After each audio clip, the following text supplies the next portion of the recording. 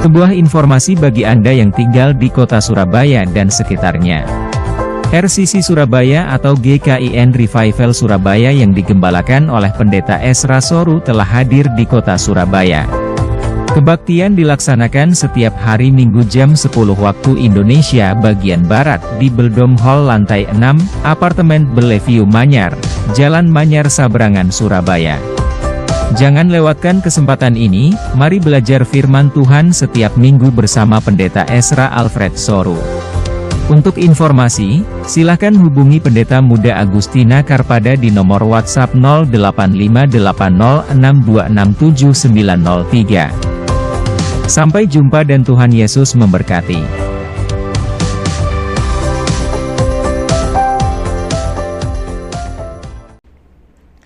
Ya, shalom. Baik, kita akan belajar firman Tuhan hari ini di bawah tema kerukunan Kristen. Dan saya akan membahas Mazmur 133 ayat 1 sampai ayat yang ketiga. Mazmur 133 ayat 1 sampai ayat yang ketiga. Nyanyian Siarah Daud. Sungguh alangkah baiknya dan indahnya apabila saudara-saudara diam bersama dengan rukun. Seperti minyak yang baik di atas kepala meleleh ke janggut, yang meleleh ke janggut Harun dan ke leher jubahnya. Seperti embun gunung Hermon yang turun ke atas gunung-gunung Sion. Sebab kesanalah Tuhan memerintahkan berkat kehidupan untuk selama-lamanya. Nah, pendahuluan dari Mazmur ini diberi keterangan nyanyian Siarah Daud. Nah, sebenarnya terjemahan yang lebih tepat bukan nyanyian siarah, Sir Hama'alot dalam bahasa Ibrani, yang artinya nyanyian kenaikan. Karena ini adalah lagu yang dinyanyikan para peziarah untuk mengunjungi Bait Allah dan Yerusalem yang memang di atas gunung. Sehingga sambil ke gunung itulah mereka menyanyikan nyanyian-nyanyian ini, sehingga nyanyiannya adalah nyanyian kenaikan. Nah, saudara-saudara, banyak tema di dalam nyanyian kenaikan ini, tapi di dalam teks Mazmur 133 dia berbicara soal kerukunan. Karena itu ada ayat dikatakan bahwa apabila saudara-saudara diam bersama dengan rukun di dalam ayat yang pertama. Rukun itu bisa mempunyai arti damai, bisa mempunyai arti harmonis. Sehingga sebenarnya di sini umat Tuhan diajar melalui lagu ini, Mazmur ini, bahwa kita perlu hidup rukun, kita perlu hidup damai, kita perlu hidup harmonis satu sama lain di antara saudara bersaudara. Hidup rukun, hidup damai, hidup harmonis itu adalah sesuatu yang baik. Dan ini terlihat dari kata pertama yang digunakan di sini, ya. Yang dalam bahasa Ibrani adalah hineh. Dan hineh itu artinya lihatlah, behold. Tapi Alkitab kita Indonesia ini menerjemahkan sungguh. Sungguh alangkah baiknya. Tapi sebenarnya adalah lihatlah, alangkah baiknya, behold, hineh. Ya. Jadi maksudnya adalah bahwa kerukunan itu, keharmonisan itu sesuatu yang begitu baik. Maka diserukan kepada semua, lihatlah. Ya. Nah, dan selanjutnya dikatakan di ayat 1 itu ya. Alangkah baiknya dan indahnya. Kata baik di sini itu menggunakan kata Ibrani tov. Dan tov ini yang sama dengan Kejadian 1 ayat 31. Lalu Allah melihat semuanya sungguh amat baik. Itu kata Ibraninya adalah tov. Dan itu selain diterjemahkan baik, itu bisa juga berarti istimewa. Lihatlah istimewanya. Atau lihatlah betapa bermanfaatnya. Itu kandungan dari kata tov. Jadi kerukunan Kristen itu adalah sesuatu yang bermanfaat. Sesuatu yang istimewa. Sedangkan dikatakan alangkah baiknya dan indahnya, kata indah di sini itu menggunakan kata Ibrani naim yang berarti menyenangkan. Sehingga ayat 1 ini sungguh harusnya terjemahan lihatlah alangkah baik dan indahnya. Kalau ikut terjemahan harfiah maka dia bilang lihatlah alangkah bermanfaatnya dan menyenangkannya apabila saudara-saudara diam bersama dengan rukun. Nah, saudara-saudara, ini menarik bahwa kerukunan atau kesatuan ini itu digambarkan dengan dua kata, yaitu baik dan menyenangkan. Tov dan naim. Yang saya katakan tadi, bermanfaat dan menyenangkan. Ini menarik, kenapa? Karena bermanfaat dan menyenangkan. Di dunia ini ada banyak yang bermanfaat, tapi tidak menyenangkan. Dan ada yang menyenangkan, tapi tidak bermanfaat. Minum obat yang pahit itu tidak menyenangkan, tapi bermanfaat. Ya, diet itu tidak menyenangkan, tapi bermanfaat. Ya, tapi ada yang menyenangkan, tidak bermanfaat. Minum Coca-Cola itu menyenangkan, tapi tidak bermanfaat. Minum air putih itu tidak menyenangkan, tapi bermanfaat. Begitu ya Ibu ya. Ya. Ada yang menyenangkan, tapi tidak bermanfaat. Ada tidak bermanfaat, menyenangkan. Begitu juga dalam dunia rohani. Misalnya hajaran Tuhan. Hajaran Tuhan itu tidak menyenangkan diterima. Tapi itu sebenarnya adalah sesuatu yang bermanfaat, baik. Ada yang menyenangkan, tidak bermanfaat. Ada yang bermanfaat, tidak menyenangkan. Tapi kerukunan itu dikatakan bermanfaat sekaligus menyenangkan. Nah, itulah kerukunan Kristen. Itulah kesatuan Kristen. Itulah keharmonisan Kristen. Nah, karena itulah maka Mazmur ini berbicara tentang kesatuan Kristen. Dan saya ingin dari Mazmur ini mengungkapkan beberapa kebenaran terkait dengan kesatuan Kristen yang muncul di dalam Mazmur ini, ya. Yang pertama, mari kita melihat sumber dari hidup di dalam kesatuan itu. Nah, kesatuan atau kerukunan itu baik, indah, menyenangkan, bermanfaat, tapi sumbernya dari mana? Perhatikan ayat 23.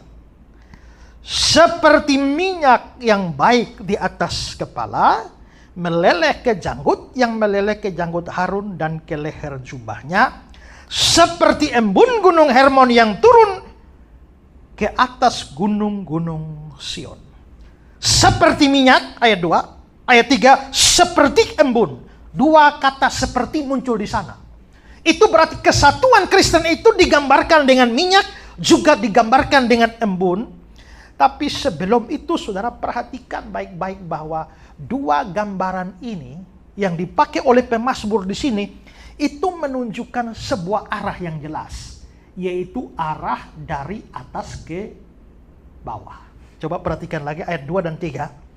Seperti minyak yang baik yang di atas kepala, dari atas, meleleh ke janggut, berarti turun.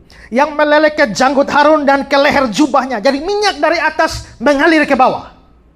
Lalu ayat 3, seperti embun di gunung Hermon, di atas, turun ke gunung-gunung Sion. Jadi dua gambaran ini menggambarkan dari atas turun ke bawah. Kesatuan Kristen itu sumbernya dari atas turun ke bawah. Nah, dari atas saya kira ini bukan sebuah gambaran yang tidak disengaja. Pemazmur pasti sengaja menggambarkan arahnya dengan gambaran soal minyak dan embun dari atas turun ke bawah. Dan kalau bicara dari atas, dari sudut pandang iman Kristen, itu pasti dari Allah. Yakobus 1 ayat 17. Setiap pemberian yang baik, setiap anugerah yang sempurna datangnya dari atas, diturunkan dari Bapa segala terang. Maka itu berarti bahwa pemazmur mau berkata, kalau kita bisa hidup rukun, kita bisa hidup harmonis, maka itu sesuatu yang bermanfaat, menyenangkan, dan sumbernya itu dari Tuhan. Sumbernya dari atas. Kesatuan Kristen bukan upaya kita saja, usaha manusia di luar Tuhan, tapi sumbernya memang dari Tuhan.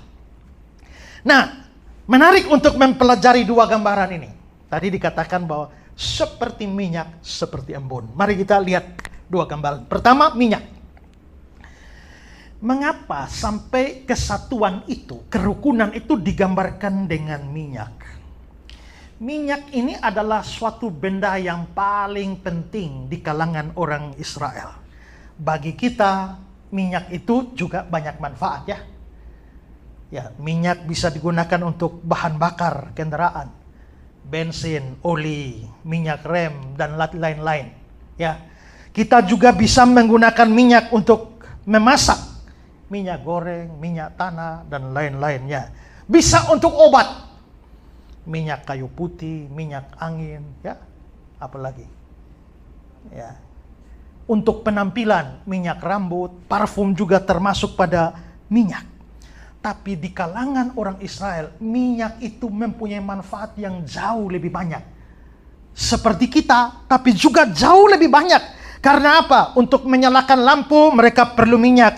Untuk bikin roti, mereka perlu minyak. Mereka butuh minyak untuk upacara yang ada kemenyannya. Mereka butuh minyak juga sebagai obat. Mereka butuh minyak untuk mengurapi. Mereka butuh minyak juga untuk mayat. Mereka butuh minyak juga untuk menyambut tamu. Mereka butuh minyak juga untuk pernikahan. Mereka butuh minyak untuk kelahiran. Mereka butuh minyak itu juga untuk beribadah. Hampir seluruh hidup orang Israel itu ada minyaknya. Ya. Karena minyak jadi karena itu minyak itu menjadi satu barang yang sangat-sangat berharga dan mahal. Apalagi minyaknya itu minyak baru.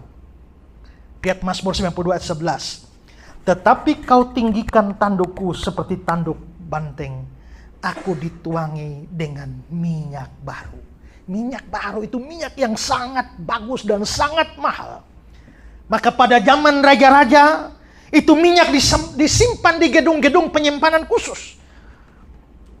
Pada zaman Raja Hagai, pada zaman Nabi Hagai, juga kita melihat bahwa salah satu bentuk hajaran Tuhan kepada mereka adalah Tuhan tidak memberikan minyak bagi mereka. Maka minyak itu penting. Jadi kalau kesatuan dan kerukunan digambarkan sebagai minyak, maka itu menunjukkan bahwa kesatuan itu adalah sesuatu yang sangat berharga. Apalagi minyak yang dipakai sebagai gambaran di sini itu bukan minyak sembarang minyak. Mazmur 130 ayat 2 tadi, seperti minyak yang baik. Ya, minyak yang baik. Dalam versi King James dia bilang the precious ointment, satu minyak yang berharga. Jadi kesatuan Kristen, kita bisa bersatu dengan yang lain. Kita bisa rukun satu dengan yang lain, itu sesuatu yang sangat-sangat berharga. Mahal harganya. Tapi selanjutnya dikatakan bahwa minyak itu dituangkan di atas kepala Harun. Ayat 2. Seperti minyak yang baik di atas kepala, meleleh ke janggut Harun, dan di leher jubahnya. Kenapa Harun harus dibicarakan di sini? Karena Harun adalah imam besar Perjanjian Lama. Ya. Harun imam besar sehingga minyak itu kalau dituangkan di atas kepala Harun, kepala imam besar, maka ini bukan minyak sembarang minyak. Ini minyak urapan. Ya, ini minyak urapan. Kalau saudara nanti baca sendiri, di Keluaran 30 ayat 22 sampai 23 itu ada peraturan tentang minyak urapan. Minyak urapan itu bukan minyak sembarang minyak, itu diramu dengan bahan-bahan khusus yang Tuhan tentukan sendiri. Itu baru disebut minyak urapan. Tidak bisa ambil minyak goreng dari pasar lalu didoakan lalu tiba-tiba jadi minyak urapan. Tidak bisa. Minyak urapan itu minyak yang diramu khusus dengan bahan-bahan khusus. Dan setelah itu digunakannya untuk dua hal. Mengurapi Harun dan anak-anaknya. Kedua, mengurapi perkakas-perkakas bait suci. Lalu dikasih peringatan kepada badan orang awam, tidak boleh kasih minyak urapan. Kasih minyak urapan. Siapa yang membubuh minyak itu pada badan orang awam, dihukum mati, harus dilenyapkan. Saudara baca sendiri ya di Keluaran pasal 30 itu. Jadi kalau hari ini orang bicara soal minyak urapannya sudah bukan minyak yang sesuai dengan aturan yang diberikan. Lalu kalau seandainya itu di dalam zaman perjanjian lama, orang yang taruh minyak urapan di orang awam, itu harus dibunuh mati. Sekarang minyak itu hanya punya dua fungsi, untuk imam dan untuk perkakas bait suci. Sekarang bait sucinya sudah tidak ada. Maka perkakas-perkakasnya juga sudah tidak ada. Maka sistem imamat juga sudah berhenti. Maka minyak urapan itu tidak berlaku lagi. Tapi terlepas dari itu, zaman Mazmur ini, Harun adalah imam besar, dan kalau minyak ditaruh di atas kepalanya, maka ini adalah minyak urapan yang bernilai sangat tinggi. Jadi yang hendak dikatakan Mazmur di sini adalah bahwa kesatuan Kristen yang bersumber dari Tuhan itu merupakan sesuatu yang sangat berharga, mulia, bernilai tinggi, seperti minyak urapan. Nah, minyak ini lalu dituangkan di atas kepala Harun, meleleh kemana? Janggut, jubah. Ayat 2 tuh ya. Meleleh ke janggut Harun, dan ke leher jubahnya. Apa maksudnya ini? Beberapa penafsir menggambarkan itu sebagai ide tentang kelimpahan. Bahwa betapa kesatuan itu menjadi sesuatu yang baik. Betapa melimpahnya kebaikan itu. Yang digambarkan seperti minyak yang meleleh. Tapi ada yang lebih menarik. Harun ini imam besar. Dan imam besar itu punya baju sendiri. Ya, makanya sekarang pendeta-pendeta punya jubah itu ya. Mungkin idenya diambil dari imam besar yang mempunyai baju. Namanya baju efod. Ya. Nah, baju efod, saudara melihat, coba ini contoh gambar. Ini baju efodnya imam besar ini. Ya. Bajunya aneh ya, unik ya. Tapi saudara lihat di bagian tengah itu ada apa itu? Tombol-tombol itu. Itu bukan nomor HP itu. Ya. Ya. Itu adalah batu-batu permata, masing-masing diatur, dan jumlahnya itu 12. Jumlahnya 12, itu bukan sembarang ditentukan. Karena 12 ini adalah gambaran 12 suku Israel yang adalah umat Tuhan perjanjian lama. Itu baju efod itu. Ya. Memang rumit jadi imam itu ya, pakaiannya saja mesti. Pendeta sekarang kan bukan imam ya. Jadi ya masih bisa pakai batik. Ya. Nah, saudara-saudara, biasanya janggut seorang imam itu panjang. Turun ke bawah. Coba saudara lihat tuh janggutnya begitu, dan janggutnya itu mengenai ujungnya di 12 batu itu. Nah, saudara bayangkan kalau minyaknya dari kepala Harun mengalir ke janggut, habis itu jubah.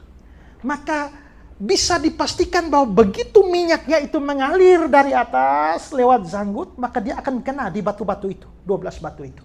Artinya apa? Artinya bahwa kalau kesatuan itu adalah sesuatu yang baik dari kepala Harun seperti minyak Harun, maka dia akan mengalir turun dan dia akan mencapai umat Tuhan. 12 ini. Ya. Nah, artinya adalah seluruhnya artinya adalah bahwa berkat kesatuan yang bernilai berharga datangnya dari atas melimpah untuk seluruh umat melalui seorang imam yang diurapi secara khusus. Itu pesannya.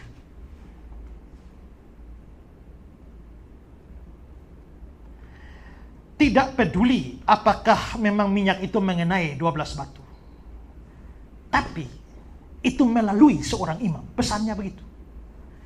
Kalau kita melihat di dalam konteks perjanjian baru, maka imam besarnya itu bukan lagi Harun. Ya, tapi Ibrani 4:15, karena kita sekarang mempunyai imam besar agung, yaitu Yesus, anak Allah. Yesuslah imam kita. Nah, disitulah orang protes bagaimana Yesus bisa jadi imam padahal dia bukan keturunan Harun. Kan imam itu harus keturunan Harun. Yesus kan bukan keturunan Harun. Yesus keturunannya Yehuda, bukan dari jalur Lewi. Maka penulis surat Ibrani bilang, memang Yesus jadi imam tidak ikut peraturan Harun. Tapi dia ikut peraturan Melkisedek. Siapa Melkisedek? Manusia tidak jelas. Yang bapaknya siapa tidak tahu, mamanya siapa, dari silsilahnya mana, kapan lahir, kapan mati, tidak jelas. Tapi bahwa Abraham kasih dia persepuluhan, berarti Abraham bapakmu perlakukan dia sebagai imam. Manusia tidak jelas silsilahnya seperti Melkisedek. Bisa jadi imam, apalagi Yesus. Yesus itu jadi imam bukan peraturan Harun, tapi peraturan Melkisedek. Maka Yesus layak dan berhak jadi imam. Nah, kalau di dalam perjanjian lama berkat kesatuan itu turun dari atas melalui seorang yang berharga, yaitu imam besar. Maka dalam konteks perjanjian baru, berkat kesatuan yang baik menyenangkan dicurahkan oleh Allah secara melimpah bagi orang-orang Kristen melalui Yesus Kristus, imam besar agung kita. Itu maksudnya. Ya. Oke, paham? Sekarang yang kedua. Gambaran yang kedua adalah embun. Embun digambarkan di sini adalah embun dari Gunung Hermon. Ayat 3, seperti embun Gunung Hermon. Gunung Hermon itu terletak di utara Israel. Memanjang sepanjang perbatasan Libanon dan Suria. Ini gunung tertinggi di Israel.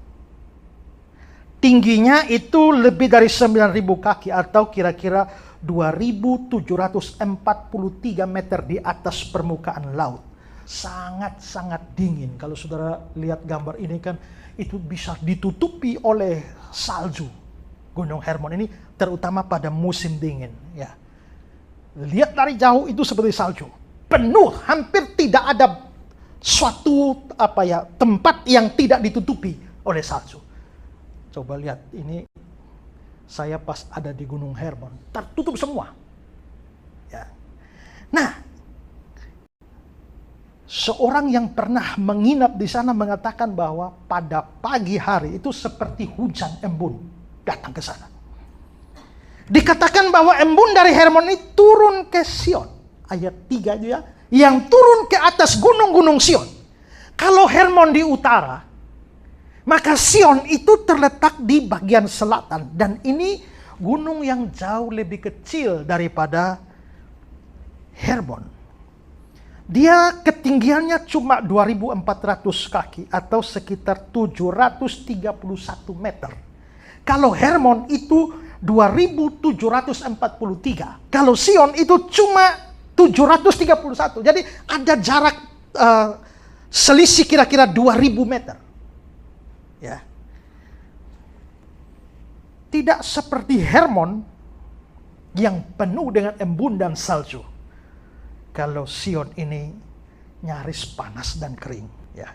Ini adalah Bukit Sion yang sudah ada banyak di sana ya. Nah, di sini pemazmur mengontraskan antara Hermon dan Sion. Hermon di utara, Sion di selatan. Jaraknya cukup jauh, 445 km di antara dua gunung itu. Kalau naik mobil, ya dari Gunung Hermon sana terus sampai ke Gunung Sion itu kira-kira 6 jam 49 menit.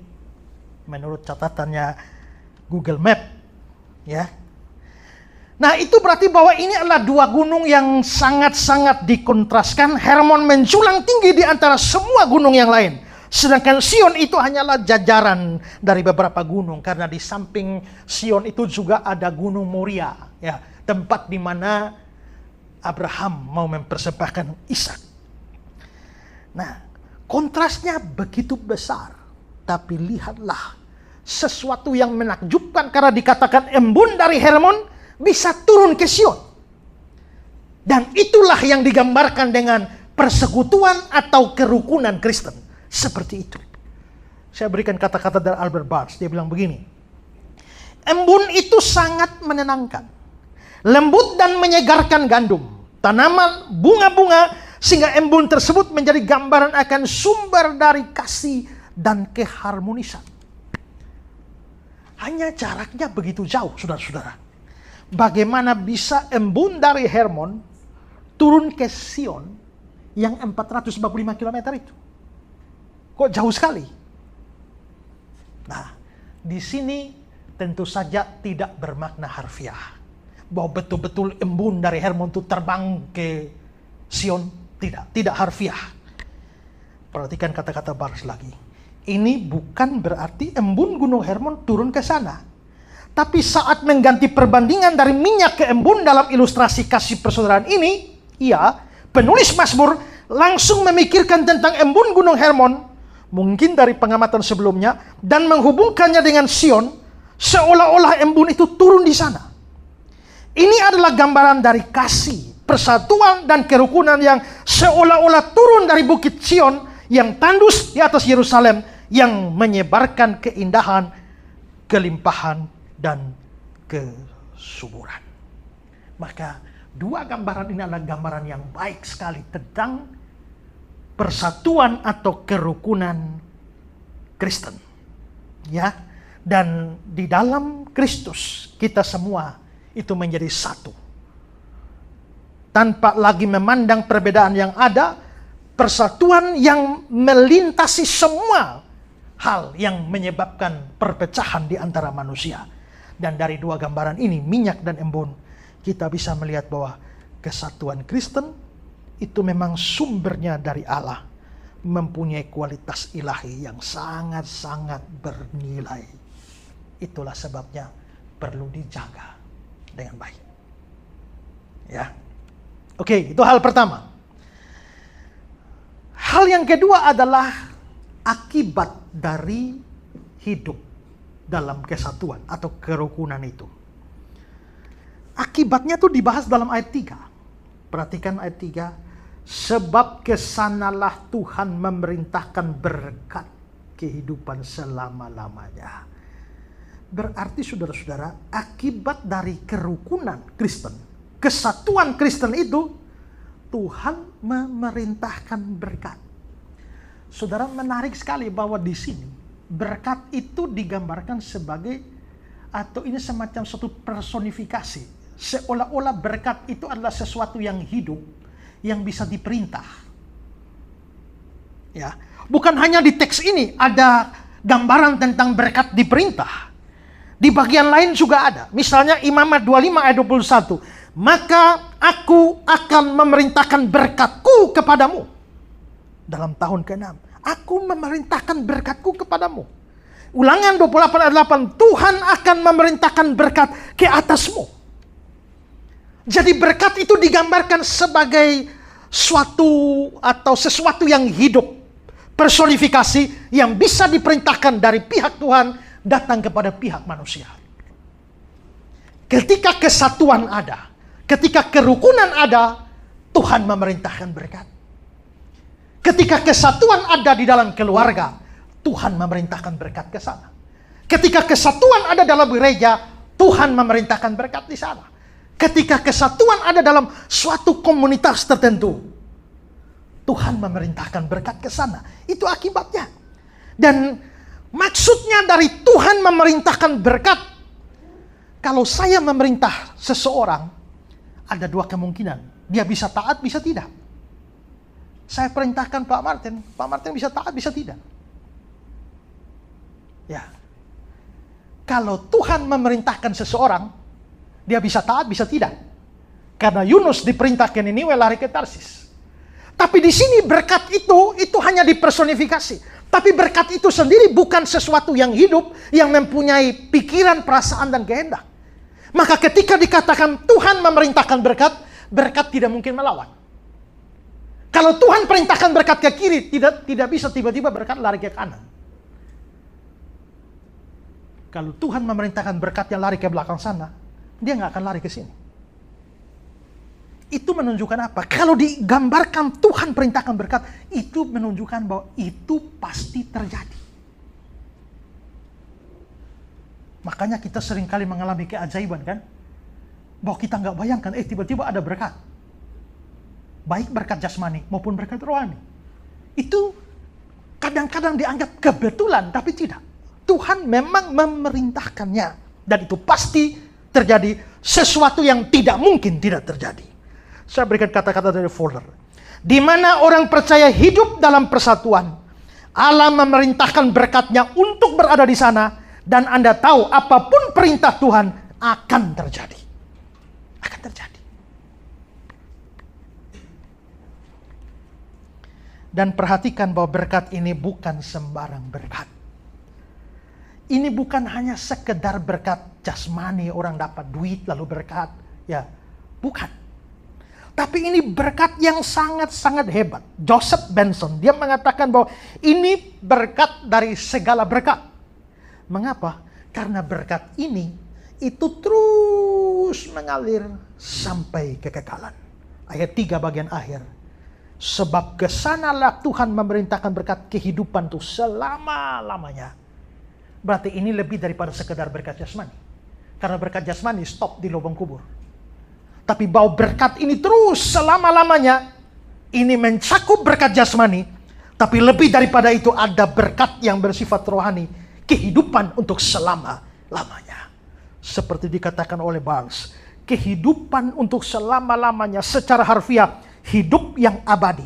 Dengan kata lain, pengaruh-pengaruh seperti itu dimulai dari tempat tersebut dengan maksud untuk mengarahkan pada kehidupan yang abadi atau untuk menjamin hidup yang kekal. Ini berkat yang luar biasa.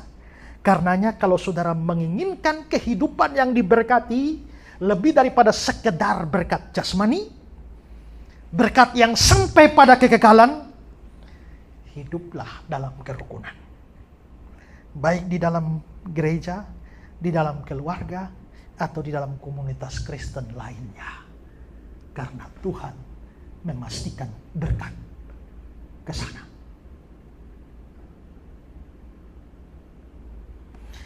Nah, yang ketiga, bagaimana membangun kehidupan yang rukun atau hidup dalam kesatuan. Ini memang tidak masuk ke dalam teks Mazmur ini. Tapi nanti ada kaitannya yang saya akan tunjukkan sedikit. Tapi saya mau mengembangkan bagian ini lebih jauh, lebih luas adalah bahwa kerukunan seperti kita lihat tadi, kesatuan, keharmonisan, itu memang sumbernya dari Tuhan. Tapi tidak berarti bahwa kita pasif. Satu-satunya hal di mana manusia pasif itu adalah di dalam urusan keselamatan. Karena keselamatan adalah anugerah Tuhan. Itu adalah monergistik, satu pihak.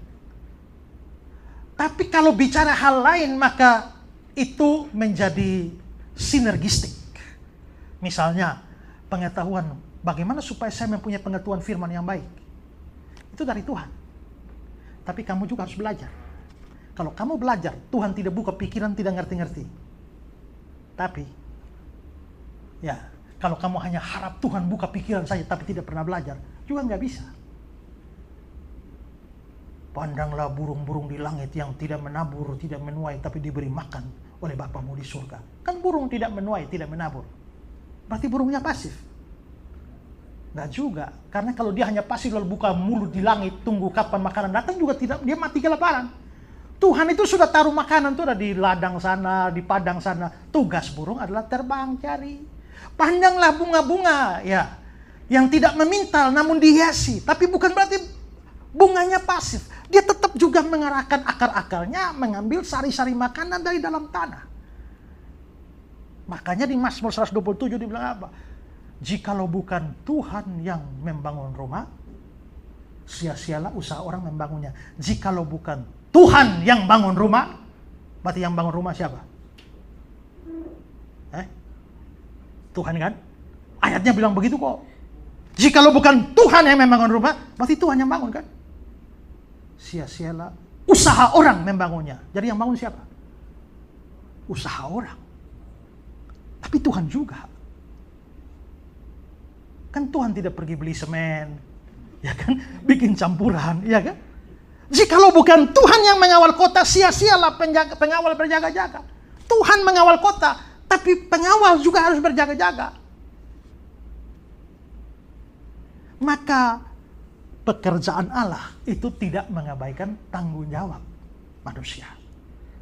Mau ujian tuh perlu belajar, tapi tidak hanya berdoa saja kan.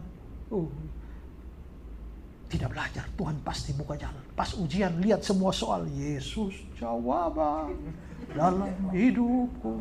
Menyanyi sampai bengkok juga tidak akan keluar tuh jawaban, ya kan? Ada tanggung jawab. Ada campur tangan Tuhan. Yusuf di perjanjian lama, dia seorang yang rajin kerja. Tapi Alkitab berkata, Tuhan membuat semua yang dikerjakannya berhasil. Tuhan membuat semua yang dikerjakannya. Berarti dia juga kerja.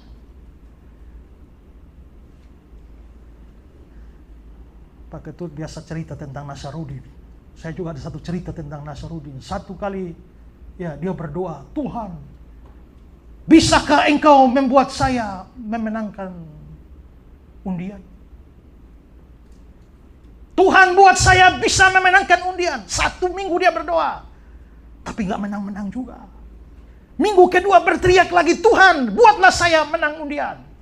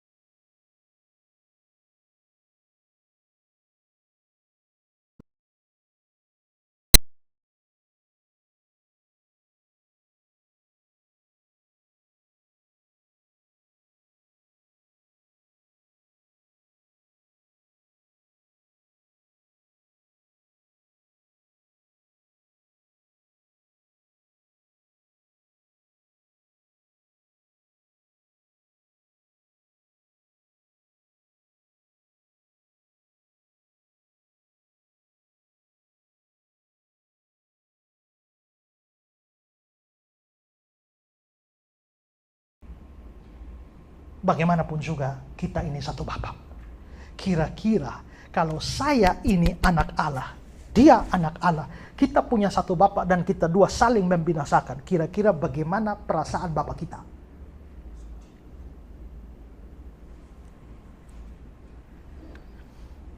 Dan setiap kali saudara melihat dua orang Kristen bertikai dan hendak saling membinasakan, katakanlah kepada mereka seperti kata-kata Musa, Kisah 7. Ya, bukankah kamu ini bersaudara? Mengapa kamu saling menganiaya?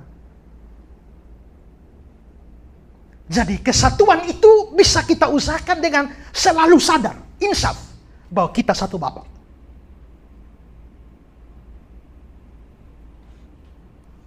Dia mau salah bagaimanapun juga, dia saudara saya. Ya, kecuali sesatu, kecuali nabi palsu loh. Kalau itu memang bukan saudara itu. Karena nabi palsu itu datangnya dari iblis. Itu bukan saudara. Kedua, jangan pernah membeda-bedakan orang berdasarkan hal-hal duniawi. Untuk menciptakan kerukunan, kesatuan Kristen, jangan membedakan orang berdasarkan hal duniawi. Di dalam Galatia 3 ayat yang ke-28, Paulus berkata, dalam hal ini tidak ada orang Yahudi atau orang Yunani. Orang Yunani di dalam perjanjian baru itu sering disebut sebagai perwakilan dari non-Yahudi. Jadi kalau kita hidup, seandainya Indonesia ada pada zaman itu, kita dianggap Yunani. Seolah-olah manusia itu hanya dibagi dua saja, yaitu Yahudi dan Yunani. Dan orang Yahudi punya fanatismenya begitu luar biasa terhadap orang ini. Mereka tidak makan bersama dengan orang Yunani, dengan orang non-Yahudi. Ya. Bahkan bagi mereka, sesama manusia itu sama-sama Yahudi. Yang bukan Yahudi bukan sesama manusia. Karena itu orang itu akan tanya, ya, siapakah sesamaku manusia? Kan dia bilang, kasihilah Tuhan Allahmu, kasihilah sesama manusia. Lalu ditanya, siapakah sesamaku manusia? Makanya Tuhan Yesus cerita tentang perumpamaan orang Samaria. Karena sangat dibenci si Samaria itu sama orang Yahudi. Orang Yahudi, kalau dia mau pergi dari sini ke sini, mestinya gampang. Cepat, singkat. Tapi kalau di sini ada wilayah Samaria, dia rela jalan putar panjang, asal kakinya jangan injak Samaria. Itu orang Yahudi. Sedangkan orang Samaria, lu jangan lewat, injak tanah saya bunuh kau. Mereka punya permusuhan sudah dari ratusan tahun sebelumnya. Pada waktu pemulangan dari pembuangan. Makanya Tuhan Yesus itu, karena mau ke Yerusalem, harus lewat tanah orang Samaria. Tidak boleh. Karena tidak boleh, maka Yakobus dan Yohanes, dua orang Yahudi bilang, Tuhan, maukah kami minta api sambar dari langit? Sambar mereka. Itu karena permusuhan. Pada waktu cerita tentang orang Samaria yang murah hati, imam lewat tidak tolong, orang Lewi lewat tidak tolong, datang orang Samaria, dia tolong kan? Setelah itu Tuhan Yesus tanya, siapakah di antara ketiga orang ini adalah sesama manusia dari orang yang jatuh ke tangan penyamun itu? Siapakah di antara tiga orang ini? Imam, Lewi, dan orang Samaria. Kalau saudara ditanya, siapa di antara tiga orang itu yang sesama manusia? Jawabnya, Samaria. Satu kata cukup kan? Tapi coba lihat jawabnya dia. Orang yang telah menunjukkan belas kasihan kepadanya. Kan harus ngomong Samaria kan cepat. Tapi daripada mulut mengucapkan Samaria, lebih baik dia mengungkapkan kosakata yang lebih banyak. Orang yang telah menunjukkan belas kasihan kepadanya. 7 kata. Asal mulut jangan ucap Samaria. Mereka pisah. Itulah sebabnya orang Samaria benci orang Yahudi. Maka nabinya orang Yahudi ditolak semua. Makanya orang Samaria punya kitab Taurat. Tapi kitab Tauratnya hanya 5 kitab. Kejadian, Keluaran, Imamat, Bilangan, Ulangan. Yosua orang Yahudi, buang kitabnya. Yesaya, buang. Semua buang. Maka orang Samaria hanya punya 5 kitab. Orang Samaria membangun tempat ibadah di Bukit Gerizim, di Nablus sekarang. Sedangkan orang Yahudi tetap di Yerusalem. Satu kali, orang Yahudi serbu tempatnya Samaria, rata dengan tanah. Orang Samaria dendam. Makanya satu kali mau perayaan Paskah, mereka pergi gali tulang-tulang dari kuburan. lempar tulang-tulang itu di halaman bait Allah. Begitu kena tulang kan atau mayat, itu bait Allah jadi najis, maka perayaan Paskah tidak jadi. Kebencian yang mendarah daging, makanya mereka pernah maki Yesus. Kamu ini pasti orang Samaria dan kerasukan setan. Jadi Samaria itu dipakai sebagai makian. Maka Yahudi dan non-Yahudi memang ada garis pembatas yang besar sekali. Tapi Paulus bilang di dalam Kristus tidak ada Yahudi, tidak ada Yunani. Tidak ada hamba, tidak ada orang merdeka. Ini juga gapnya besar. Hamba dan orang merdeka. Budak. Dulu ada jual pasar budak begitu. Jadi kalau saya mau cari budak, saudara misalnya saya datang, saudara di pasar semua nih. Saya tinggal beli saja mana yang saya ini. Dan ada orang bisnis budak. Cari yang kurus kerempeng begitu, diambil lalu kasih cas dia. Makan 2-3 bulan sudah bagus kuat, jual lagi. Dapat keuntungan. Dan budak adalah, apa bedanya budak dengan meja? Bedanya hanyalah sama-sama barang. Hanya budak bernapas, meja tidak. Itu hukum pada waktu itu. Seorang budak kalau mencuri itu biasanya paling sedikit kalau ketangkap. Maka mereka akan tangkap dia lalu memanaskan besi dalam huruf V. Lalu taruh di sini, di jidat. V. Bahasa Latin fugitivus, artinya pencuri. Itu kalau koruptor sekarang dibikin taruh K. Itu juga bagus itu ya. Seperti itu. Dan paling hebat adalah disalibkan budaknya. Disalibkan. Apalagi kalau tuannya punya istri banyak. Dia taruh perempuan-perempuannya itu di satu asrama putri namanya harem. Tapi sebelum dia pergi, dia takut, dia kasih penjaga-penjaga, budak-budak laki-laki tolong jaga itu perempuan-perempuan. Tapi kalau jaga bisa pagar makan tanaman. Supaya pagar tidak makan tanaman, maka budak-budak laki-laki itu harus dikebiri. Alat kelaminnya dipotong. Sudah jaga aman. Orang yang alat kelaminnya sudah dipotong, budak yang alat kelamin sudah dipotong, itu yang namanya sida-sida. Maka itu sida-sida dari Ethiopia itu, coba cek itu. Pasti sudah dikebiri. Makanya di Matius 19 Yesus bilang ada orang yang tidak dapat kawin karena memang lahir demikian. Problem pada organ seks. Ada orang yang tidak dapat kawin karena dijadikan demikian oleh orang lain. Itu budak-budak yang sudah dikebiri. Maka budak dengan Tuhan itu ada gap yang besar. Tapi Paulus berkata di dalam Kristus tidak ada budak lagi, tidak ada orang merdeka. Tidak ada laki-laki, tidak ada perempuan. Ini juga gap besar, laki-laki dan perempuan. Makanya orang Yahudi laki-laki itu kalau bangun tidur berdoa, Tuhan terima kasih karena Engkau ciptakan aku sebagai laki-laki dan bukan perempuan. Makanya Yakub masih punya satu anak perempuan nama Dina, tapi tidak pernah jadi suku Dina kan. Yesus memberi makan 5.000 orang. Tidak termasuk laki-laki, tidak termasuk perempuan dan anak-anak. Ikut makan tapi tidak ikut dihitung. Matius 13, Yesus punya saudara-saudara, Yoses, Yudas, Yakobus, dan saudara-saudara perempuan yang tidak disebutkan. Itu gap besar. Tapi di dalam Kristus dikatakan tidak ada lagi laki-laki perempuan. Kenapa? Karena kamu semua adalah satu di dalam Kristus. Berarti kesatuan Kristen itu menghancurkan semua tembok pemisah antara seorang dengan yang lain. Maka kesatuan dapat dibangun dengan sikap tidak membeda-bedakan orang berdasarkan hal duniawi. Sebaliknya, harus menerima setiap orang sebagaimana Tuhan menerima mereka. Perhatikan Roma 15. Semoga Allah mengaruniakan kerukunan kepada kamu sesuai kehendak Allah, kehendak Kristus Yesus, sehingga dengan satu hati, satu suara kamu memuliakan Allah dan Bapa Tuhan kita Yesus Kristus. Sebab itu terimalah satu akan yang lain, sama seperti Kristus juga telah menerima kita. Dia mau jelek kah, dia mau miskin kah, dia mau melarat, bagaimana Kristus terima dia enggak? Kalau Kristus terima dia, tidak ada alasan saya menolak dia.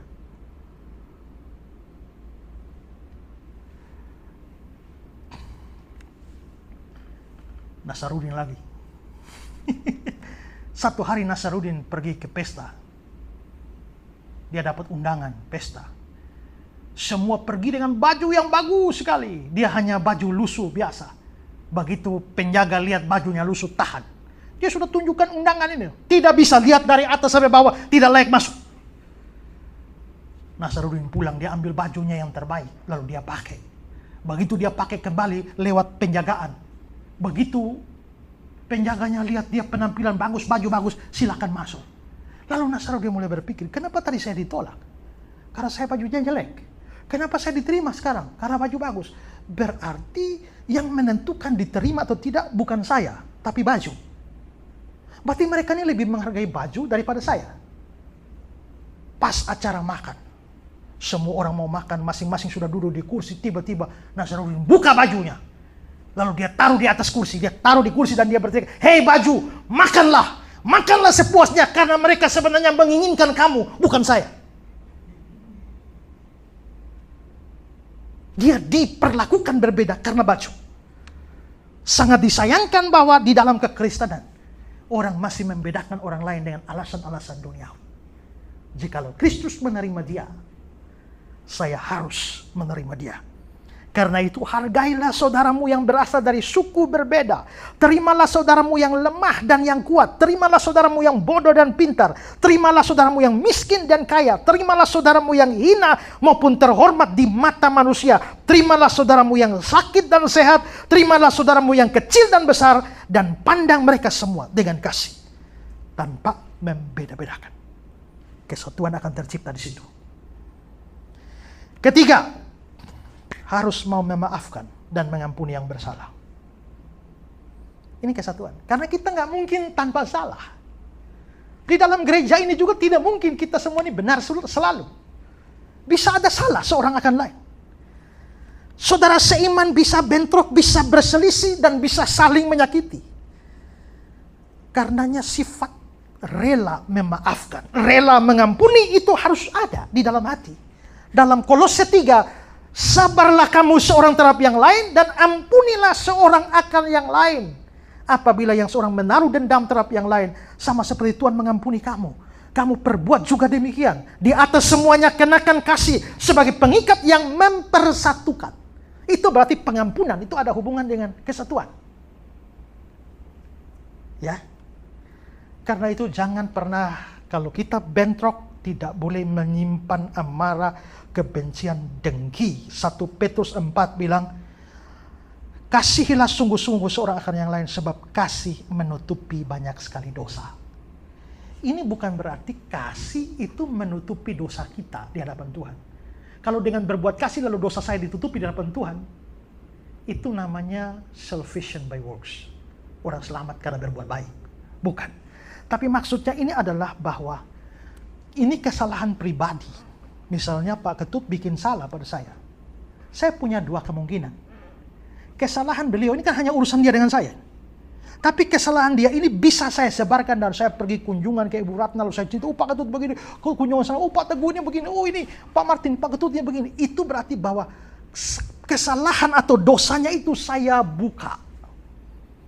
Tapi kasih menutupi banyak sekali dosa. Maksudnya, ini salah sama saya. Sekarang dia sudah minta maaf. Saya harus tutup. Kalian tidak perlu tahu. Kasih menutupi banyak dosa. Memang ini sekali lagi tidak berlaku mutlak. Lihat kasus di mana kesalahan itu seperti apa. Kalau kesalahan itu misalnya berpotensi menghancurkan gereja dan lain sebagainya, nah itu lain cerita. Tapi ini dalam kasus pribadi. Dengan kata lain, tidak boleh. Makanya dalam 1 Korintus 13 ayat 7, iya kasih menutupi segala sesuatu. Amsal 17 ayat 9, siapa menutupi pelanggaran mengejar kasih. Amsal 10 ayat 12, kasih menutupi segala pelanggaran. Dan itu tidak bisa ditutupi kalau tidak mengampuni. Kebencian yang kamu simpan pada orang lain itu sama dengan membakar sebuah rumah hanya untuk mengusir seekor tikus. Tikus masuk rumah, dibawa kursi, bongkar, tidak dapat. Dibawa tempat tidur, bongkar, tidak dapat. Masuk gudang, tidak dapat. Kurang ajar, tikus dibakar saja di rumah sekalian. Supaya tikusnya mati. Itu namanya tolol. Makanya ada orang bilang, saya tidak akan pernah merugikan diri saya sendiri dengan menyimpan dendam kepada kamu. Maka mengampuni ini penting. Ya. Keempat, tidak boleh iri hati, cemburu terhadap yang lain. Ingat, iri hati itulah yang bikin persaudaraan hancur. Ingatlah bagaimana saudara-saudara Yusuf iri hati kepada Yusuf di Kisah 7 ayat 9. Karena iri hati bapak-bapak leluhur kita menjual Yusuf ke tanah Mesir. Iri hati itu bikin hidup hancur, kesatuan hancur. Maka di dalam satu komunitas Kristen atau gereja tidak boleh ada iri hati. Kita memelihara hidup kesatuan, maka buanglah iri hati. Sinyu mengatakan, setengah kesukaran-kesukaran dari kehidupan gereja disebabkan karena kecemburuan yang sering tidak mempunyai dasar kecuali kecurigaan. Iri hati itu berbahaya. Berapa minggu yang lalu kita bicara ya bahwa sahabat apa ibu? Sahabat yang baik dengan sahabat yang sejati ya. Salah satu cirinya adalah bahwa dia turut senang waktu kamu senang. Mencari seperti itu susah dapat tuh. Karena kemungkinan besar kamu senang dia iri hati. Walaupun dia like. Ya. Kamu tampil cantik ya. Tapi dalam hati lain. Iri hati itu menghancurkan. Begitu iri hati ada di dalam komunitas kita, habis. Ya. Kelima, tidak boleh sebar gosip. Gosip adalah salah satu hal yang sangat berpotensi merusak kesatuan dan kerukunan hidup kita. Dengar sesuatu tentang seseorang itu konfirmasi. Jangan kamu tambah bumbunya, lalu menyebar, dan makin hari makin aneh berita-berita itu. Ya, tidak jarang iblis memakai gosip untuk menghancurkan kesatuan gereja. New kembali bilang begini, jika kamu melihat seorang pergi dari telinga ke telinga dengan cerita yang bersifat mengacau, gosip yang cenderung untuk melukai atau mendiskreditkan atau menurunkan harga diri orang lain, curigailah karakter dari orang itu sendiri. Anggap dia sebagai utusan atau wakil dari setan. Kalau kerjanya hanya ngomong dan itu merusak kesatuan. Terakhir, jangan melalaikan ibadah bersama. Kebenaran ini dapat dilihat dari Mazmur kita. Mazmur 133 tadi. Seperti embun ke gunung Hermon turun ke atas gunung-gunung Sion, sebab kesanalah. Itu merujuk pada sebuah tempat. Kesanalah. Kemana? Dari konteksnya itu menuju pada Bukit Sion. Tuhan memerintahkan berkat dari embun dari Hermon ke Sion. Kesanalah Tuhan memerintahkan berkat ke Sion. Dan Sion itu adalah tempat beribadah. Tempat berbakti karena bait Allah ada di Bukit Sion. Albert Barnes berkata, sebab kesanalah Tuhan memerintahkan berkat. Dia menunjuk itu sebagai sebuah tempat ibadah. Sebagai tahta kediamannya, sumber dari semua otoritas yang kudus. Mazmur 78. Dia menolak kemah Yusuf, suku Efraim tidak dipilihnya, tetapi dia memilih suku Yehuda, gunung Sion yang dikasihinya. Dia membangun tempat kudusnya setinggi langit. Maka kesanalah merujuk pada Sion, tempat atau rumah Tuhan dalam terang perjanjian baru. Ini bisa dianggap sebagai gereja Tuhan, dan di dalam gerejanya berkat kesatuan itu diperintahkan ke sana.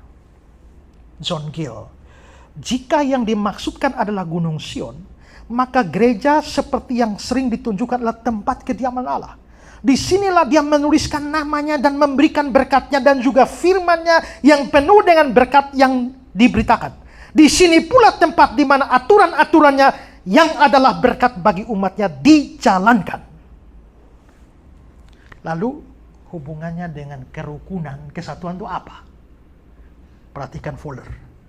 Ada tempat khusus yang Tuhan jamin untuk memberkati. Dan disitulah orang percaya hidup bersama dalam kesatuan. Tempat itu digambarkan sebagai gunung Sion yang telah kita lihat adalah simbol untuk tempat di mana Allah bertemu dengan umatnya. Dengan kata lain, ketika kita bertemu dengan Tuhan dalam ibadah, kita akan mengalami kesatuan Kristen dan Tuhan akan mengirimkan berkat-Nya. Semakin kita fokus padanya, semakin besar persatuan kita. Ibadah, persatuan, dan berkat semuanya terikat bersama. Maka berbakti bersama-sama ini penting untuk menciptakan kerukunan. Orang nggak akan rukun kalau dia datang 1 tahun 1 kali. Tapi kalau secara kontinu mereka terus bersama-sama beribadah, bersekutu, belajar firman Tuhan, kesatuan tercipta di sana. Karena di dalam ibadah bersama itulah penulis surat Ibrani berkata, kita saling perhatikan, saling mendorong dalam kasih, dalam pekerjaan baik. Jangan menjauhkan diri dari pertemuan ibadah seperti dibiasakan oleh beberapa orang. Mari kita saling menasihati, semakin giat melakukannya menjelang hari Tuhan yang mendekat. Kalau saling menasihati, saling memperhatikan dalam ibadah bersama, bukankah kesatuan tercipta? Maka ada bagusnya ketika kita berbakti bersama-sama. Pulang jangan kabur duluan. Melihat dulu yang belum dikenal, ya kan? Mumpung kita masih sedikit, ya kan? Kamu siapa, tinggal di mana? Ini menciptakan persekutuan, persatuan di antara kita. Sampai persekutuan jemaat begitu hebat seperti yang ditampakkan dalam gereja mula-mula, Kisah 2. Mereka bertekun dalam pengajaran rasul-rasul dan dalam persekutuan. Mereka selalu berkumpul memecahkan roti dan berdoa. Dengan bertekun, dengan sehati mereka berkumpul tiap-tiap hari dalam bait Allah. Mereka memecahkan roti di rumah masing-masing secara bergilir. Makan bersama dengan gembira dan tulus hati sambil memuji Allah. Maka kemalasan berbakti itu tidak menunjang kesatuan. Keengganan berbakti itu merusak atau tidak menunjukkan adanya kesatuan. Nah, karena itulah maka marilah kita melakukan berkat kesatuan dari Tuhan. Tapi ada bagian yang kita kerjakan. Kita kerjakan sedemikian rupa memeliharanya sambil mengarahkan kita pada sebuah persekutuan kekal. Persekutuan sempurna. Seperti kata Benson, datanglah hari di mana pertikaian akan berakhir dan permusuhan akan dihalaukan ketika anak-anak Israel akan dipersatukan dalam ikatan keabadian di bawah kepemimpinan Daud di Yerusalem yang di atas, dan orang-orang kudus serta para malaikat akan bersama-sama menyanyikan mazmur yang indah ini. Kalau begitu, perhatikan semua tanggung jawab kita dan kita lakukan sungguh-sungguh dalam persekutuan jemaat kita, supaya Tuhan mengirimkan berkat-Nya di tengah-tengah gereja kita, rumah tangga kita, keluarga, komunitas kita. Tuhan memberkati kita. Sebuah informasi bagi Anda yang tinggal di kota Surabaya dan sekitarnya.